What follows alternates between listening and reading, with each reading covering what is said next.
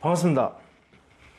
모든 낙찰자들이 행복한 1% 기부에 동참하기를 희망하는 경매 채널 김도현입니다. 자, 지난 시간 이어서 이번 주도 가치 분석, 그 가치 분석의 과정에 가장 중요한 감정평가. 자, 이 물건을 감정평가사는 왜 이 가격으로 감정을 했는지 그 판단에 이르는 과정을 분석하고 살펴봄으로써 내가 조사한 현장에서의 조사한 그 시세, 그 평균적인 가격, 내가 생각하는 가격과 이 감정평가사가 평가한 이 감정가의 가격 분석 과정에 어떤 차이가 있는지를 보고 누구한테 생각에 오류가 있는지, 문제점이 있는지를 발견해서 그 부분에 대해서는 보정하고 수정하고, 그렇게 해서 최적의 어떤 가치 판단에 이르기 위해서 이 감정평가서를 분석하고 있습니다. 자, 지난 시간까지는 이 토지의 어떤 시상가의 그 토지 단가, 이 판단까지 제가 분석하는 과정을 보여드렸고, 자, 이번 주 건물의 감정평가의 산출 과정에 대해서 두 번에 걸쳐서 제가 마무리 짓도록 하겠습니다. 자, 감정평가 방법. 자, 건물은 비용성의 원리에 따라 자, 원가법으로 한다고 요 앞에 시간에 대략적으로 설명드렸는데, 자, 거기에 대한 내용을 서술해 놨습니다. 자, 보시면 건물은 구조, 용재, 어떤 자재로 어떤 시공 방법으로 어떤 부대 설비를 가지고 건축되었는지를 기준 시점 현재 이 감정평가를 하던 그 시점의 그때의 당시의 현재의 재조달 원가, 그러니까 재조달 원가는 다시 복제하는 거죠. 현재 이 물건을 다시 만든다면 다시 만드는 그 원가, 지금 현재는 낡아서 건축된 지 한참 지난 물건이지 않습니까? 이 건물을 현재 기준 시점 현재 다시 이 자리에 똑같이 건축을 한다면 이때 다시 건축한다는 걸 가정하에 계산한 걸 재조달 원가라고 합니다. 자, 이 원가의 현상 및 관리 상태를 고려하여 감가 수정을 한다. 자, 뭐 아직까지 한 문장도 안 끝났는데 여기 보시면 다시 이 자리에 똑같은 건물을 만드는데 현재 있는 건물은 이미 건축이 되어서 낡아 있지 않습니까? 그래서 이미 감가상각이 됐습니다. 자, 이것을 수정하여 대상물의 현재 가치를 구하는 원가법. 자, 원가법이 뭐냐면 이 건물을 다시 짓는 데 들어가는 비용, 원가 마이너스 현재 이 건물이 지어서 만약에 10년 정도가 지났다. 자, 그러면 10년만큼의 감가상각을 해줘야 되겠죠. 이 감가. 그러면 현재의 가치가 된다. 이제 그 말입니다. 아주 단순한 원리에서 나오는 건데 이것을 활용해서 감정평가법에 이용을 한다라는 설명을 하고 있는 겁니다. 자, 원가법으로 평가하되 감가 수정은 현재의 현상, 관리 상태, 유지 수선의 정도, 장래의 이용 가능 연수, 이걸 종합적으로 참작한다. 자, 이론상으로는 이렇게 하는 게 맞는데 실제로는 얼마나 수선을 했는지, 이 소유자가 어떻게 관리해 왔는지, 세부적인 그 건축 자재의 부품 관리 상태는 어떠한지, 부분의 장래 이용 가능성은 어떠한지를 조사하느냐? 경매 물건은 그렇게 조사하기 어렵습니다. 실제 하지도 않고. 따라서 단순하게 정액법으로 몇 년 지났으니까 얼마만큼 감가상각한다, 뭐 이렇게 판단을 해버립니다. 그래서 이 종합적으로 참작한다는 건 이론에 불과하고 실제 이 물건 같은 경우는 이렇게 아주 세밀한 분석에 의한 건물 감정이 되진 않았다라는 것을 말씀드립니다. 당해 물건의 특성 등에 적합한 정액법으로 평가하였다. 대상 물건의 성격상 거래 사례나 주변에 이 건물과 유사한 거래 사례는 있을 수 있습니다. 그리고 있을 수는 있지만 이 거래 사례나 수익 사례 등의 자료 수집 분석이 곤란하다. 이것은 아닌 것 같습니다. 제가 찾아보니까 여러 개 있었습니다. 곤란하지 않았는데 왜 곤란하다고 하는지는 저는 이해 못하겠습니다. 여러 건 있었는데 어쨌든 이것을 다른 감정 방법으로 산출한 시상가액과 비교하는 것이 생략하였다. 이 합리성은 별로 없다라고 판단한 거죠. 즉 토지 같은 경우는 이웃의 필지가 얼마에 매매된 사례가 있으니까 이렇게 감정평가한 가격이 합리성이 있다 없다라는 판단을 한 번 더 합니다. 지난 시간에 감정평가서 토지 분석 과정을 보셨지만 앞에 상당한 지면을 할애해 가지고 분석 과정을 보여주고 뒤에 유사한 방식으로 거래사례 비교법으로 이 가격이 맞는지 아닌지 합리성 판단을 하기 위한 분석을 또 했습니다. 그 또 하는 과정에 개별 요인, 지역 요인, 기타 여러 가지들을 분석해서 합리성 검토를 했습니다. 그러나 이 건물은 그 합리성 검토를 생략하겠다. 왜냐하면 그 자료 찾기도 어렵고 시상 여기 보면 수익 사례의 방법으로 분석하기도 곤란하다. 이것은 사실입니다. 여기까지 설명을 다 드리려면 시간도 부족하고 한다고 해서 기본 지식을 갖추지 않은 상태에서는 이해하시기가 좀 어렵기 때문에 제가 설명드리진 않겠습니다.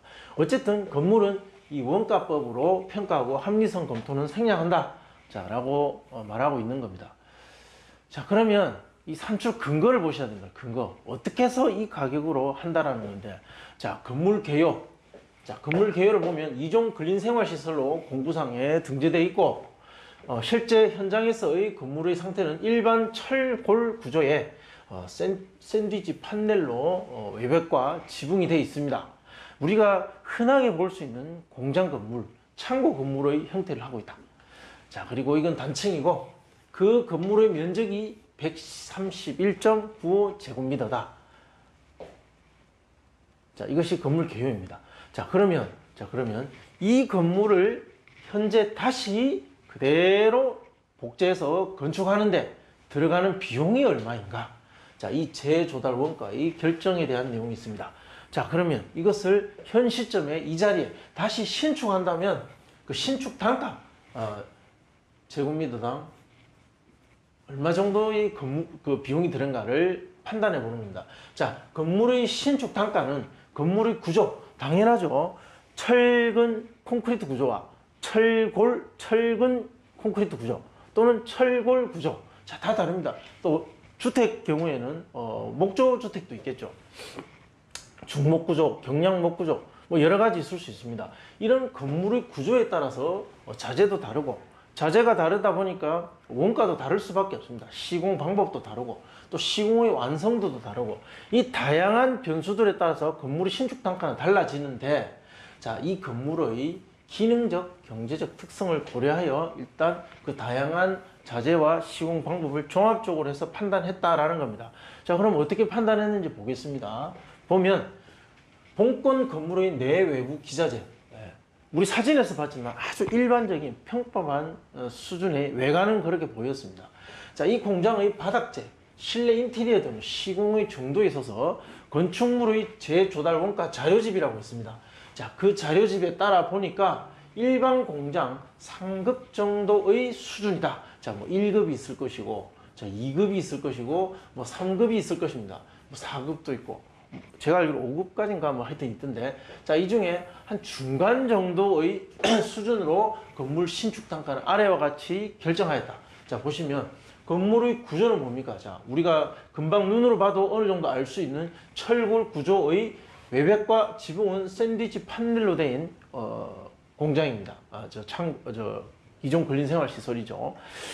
자, 이 시공 정도의 수준, 이 건물의 완성도, 시공할 때의 기술력 정도의 수준은 그냥 중이다.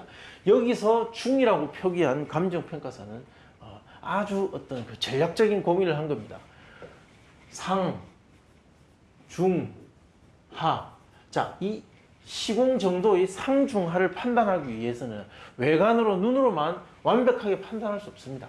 그렇지 않겠습니까? 상식적으로 봤을 때 그 부품 하나하나가 어떻게 조립되었고, 자재의 어떤 그 품질도 있겠지만 시공 과정의 어떤 그 완성도, 그것을 눈으로 어느 정도는 알 수 있겠지만 그것을 정말 정확한 정보를 판단한다는 것은 사실 불가능하지 않겠나 싶습니다.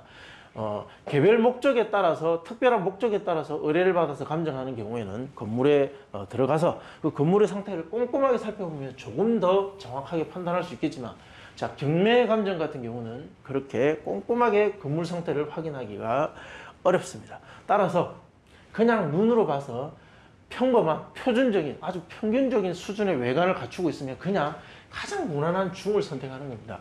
자, 우리 스테이크 먹을 때 많이 익혀서 드릴까요? 중간 정도로 드릴까요? 덜 익혀서 드릴까요? 그러면 많이 안 먹어보고 잘 모르겠다 싶으면 그냥 중간으로 해주세요 라고 하는 것과 비슷하다고 보시면 됩니다. 시공 정도 중, 자, 마감재 수준도 그냥 중, 관리 상태 현상도 중. 자, 여러분이 감정평가사는 아니지만 이 건물을 사진으로 봤을 때 어떻게 보셨나 모르겠는데 제 개인적으로는 저는 제 개인적인 생각으로는 마감재 수준 그리고 시공의 정도 관리 상태 뭐 전부 다 거의 상중하 중에 하에 가깝지 않나. 자, 저는 개인적으로 하에 가깝다고 생각합니다. 그러나 이 상중하라는 판단 자체가 굉장히 주관적입니다. 앞에 우리 토지 분석할 때 시점 수정, 개별 요인, 뭐 지역 요인 이런 거 분석할 때는 소수점 5자리까지 표기하면서 최대한 주관성을 배제하기 위해서 정확한 판단을 하고자 하는데 여기서 보시면 그냥 상중하 이렇게 주관적이고 정확하지 않은 이런 표기가 이 같은 감정평가서 안에 존재한다는 것이 웃기지 않습니까? 어쨌든 감정평가사 입장으로서는 이렇게 결정해서 무난하게 해서 문제가 없게 만드는 것이 아주 중요하다는 것이죠. 우리는 그 부분까지도 알고 있어야 이 물건의 우리가 입찰하고자 하는 입찰자의 입장에서의 정확한 가치 판단을 하기 위해서는 그런 부분도 어느 정도 아셔야 된다. 자, 그것을 강조하고 싶어서 길게 설명했습니다. 건축물의 제조달 원가 자료집을 참고한다면 이런 어떤 중등 품질의 건물이라면 약 제곱미터당 53만 원 정도의 비용이 들 것이라고 판단했습니다.